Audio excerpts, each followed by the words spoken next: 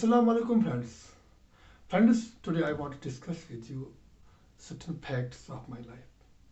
No doubt these facts of my life would not be too much touching or too much inspiring. But if I will be discussing these things with you, it is possible that you may get your life corrected somewhere. Maybe I will be somewhere having some misconception about certain things and I would have erred. And when I'll be sharing with these things with you, you may come out with a solution.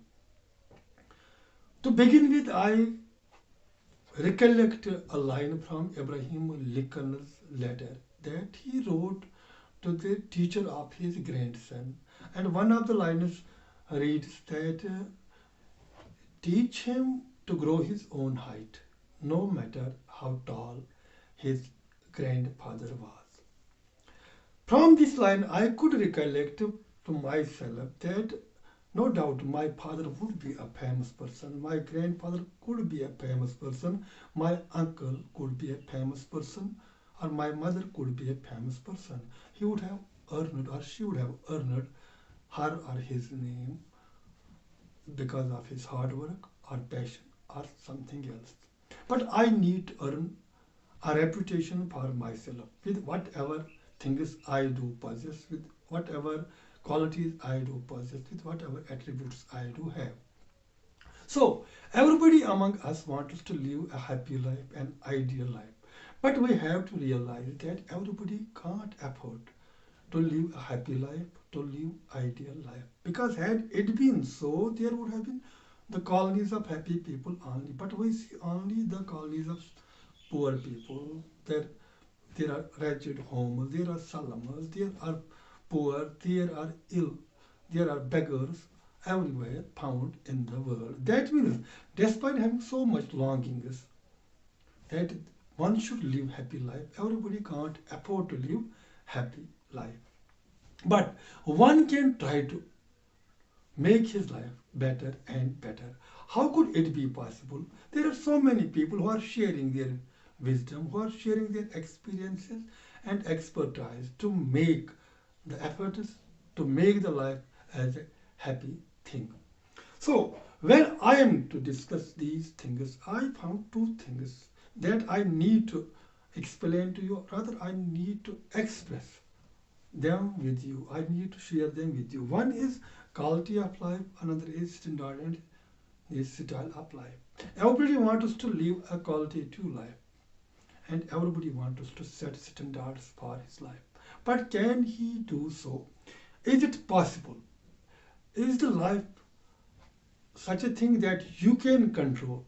I think you cannot control your life because life is controlled by the situation, the events, and the events cannot be framed by you alone. Yes, you are the part of every event that you are invited to, but you are not the only person. You could be one person, but there could be hundreds of people that could be staging that very event. There are heroes, there are superheroes, there are villains at every event. So you cannot change the course of event on your best. So you need to do something. Second thing, is this life only for extending comforts to you? I think no. Life does not extend comfort comfort to everybody. It always throws you to the uncomfortable zone where there is only discomfort and nothing else. Now, what can you do in the situations where you think that I am on the wrong side of the situation? There are happy people in some place, but I am the only person who is unhappy.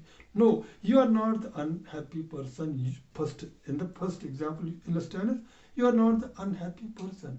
Second thing, if you think so that you are the unhappy person, then you are not alone. There could be an army of unhappy people in that matter also. Now, what is with you? What can you do?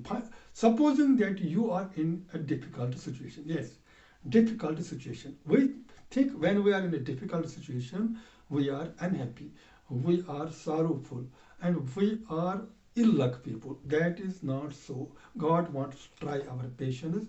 God wants us to utilize our potential to make things in a good sense. God wants us to make us into problem solving people, not into problem creating people. Life is full of problem creators, but life is having a good count of problem solvers. See, in our daily life, we find people where in we can find solace that people are coming and they provide us comfort, they try to solve our problems. We don't have solution to every problem, but there are people having wisdom.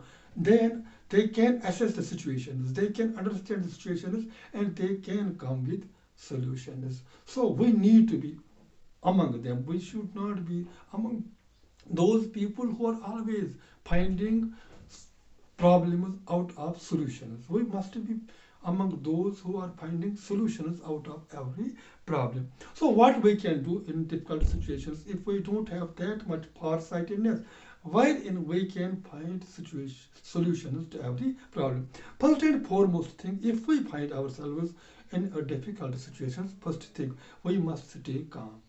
When we stay calm, we can try to find out the brighter side of every situation. Staying calm is first thing. Have patience. Try to analyze the situation. Stay calm. First thing, we must stay calm and try to analyze the situation. We have to find that where is our fault and where is the fault on part of the people who are around us. We can then discuss these things. We may come out of this awkward situation. Second thing is, when we are in some difficult situation, it could be because of the people who are around us. Then, in order to prove our point, we are indulging ourselves in arguments. And the best thing is avoid argumentation. We must not argue, because while arguing things with others, we are making situations worse. We are never coming with a solution, because during argument everybody wants to prove himself or herself right.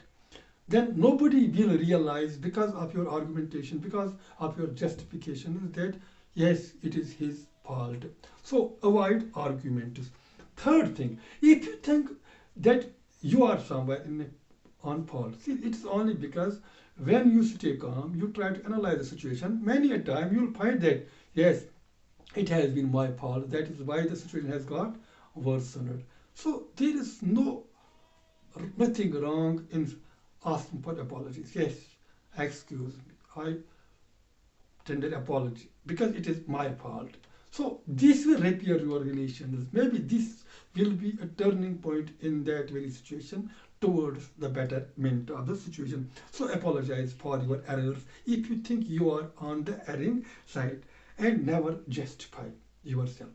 If we are commenting something that is wrong, that people think it is wrong, we should not justify, because people thought that it was wrong, so it was wrong. If you simply apologize, yes, it was my fault, you will find that there will be so many people who will be patting on your back. Yes, you are the great person who is tendering apology on the minor things as well.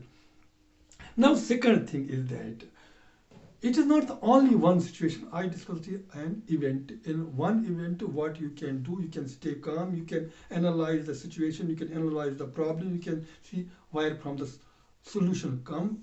You can think that if I apologize, what would be good to me.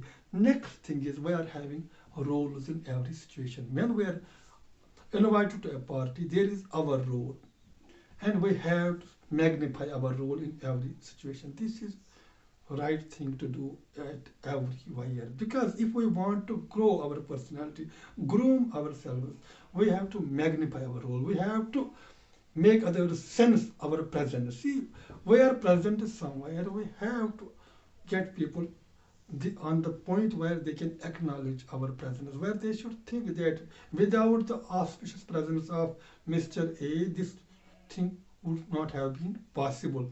So we have to magnify our role. We have to rather identify what is our role in different situations.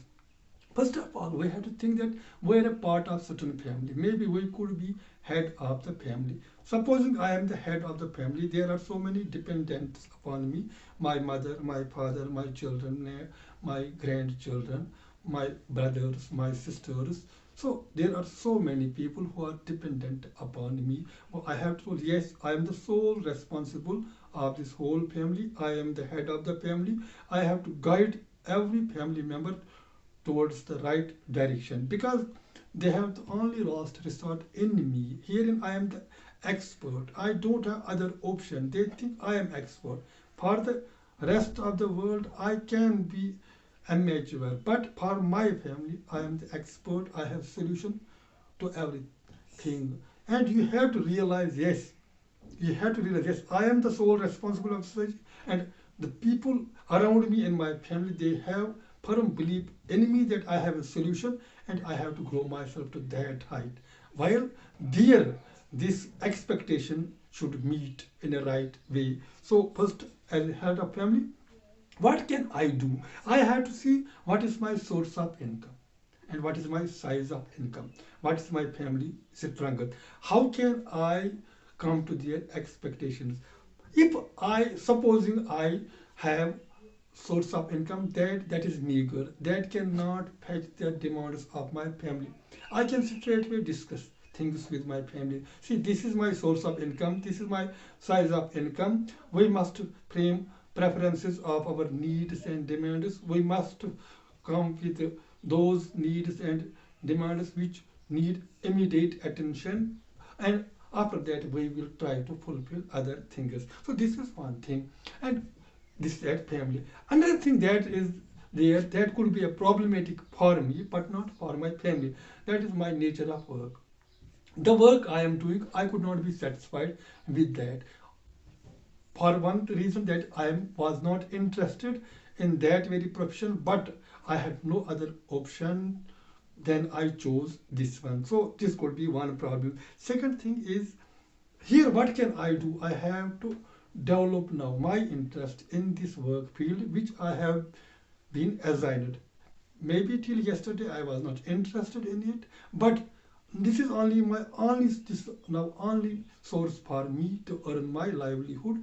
Now I should develop interest in it, and with the passage of time I will get used to it, I will get absorbed in it, then I will find interest in it. So this problem can be solved.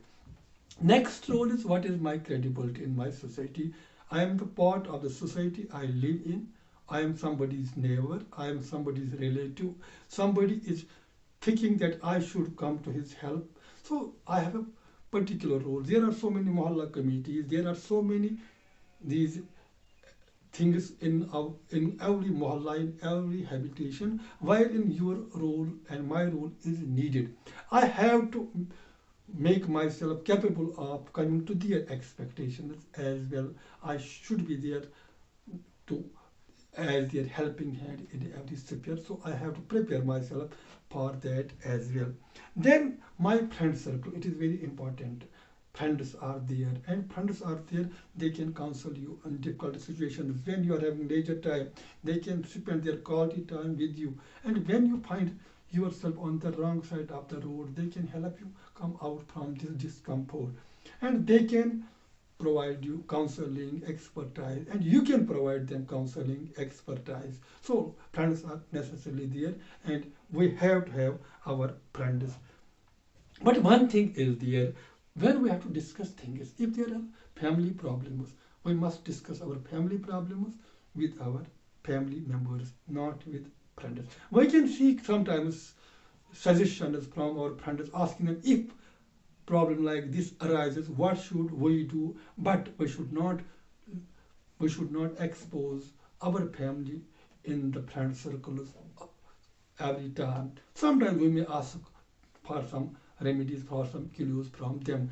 It is better to discuss family problems with your family. And there are office problems. There could be so many office problems. Their atmosphere at the office could not be in your way you want it should be.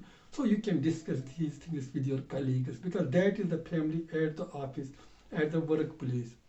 And you can sometimes apologize for something, you can sometimes suggest to your these colleagues to do the things this way or that way, and you can solve the problems at your office there. You should not bring office problems to home, and you should not bring home problems to the office. Have a gap in them. Then there are social issues, we can discuss them with our friends. and relatives. They are the important and integral part of our society.